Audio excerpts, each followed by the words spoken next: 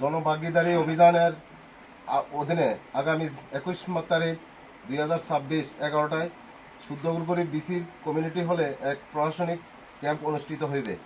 উক্ত ক্যাম্পে সকল জনসাধারণকে প্রয়োজনীয় ডকুমেন্ট সহ উপস্থিত থাকার জন্য বলা হয়েছে।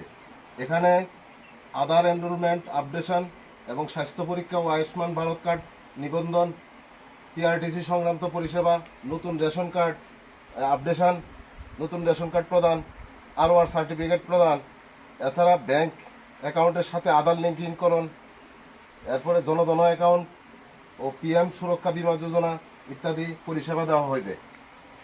এছাড়া আগামী 24 মে 2026 তারিখ রাঙ্কুল বাজার এলাকায় একটি পরিচ্ছন্নতা অভিযান অনুষ্ঠিত হইবে।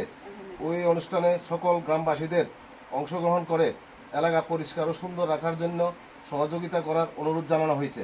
নমস্কার।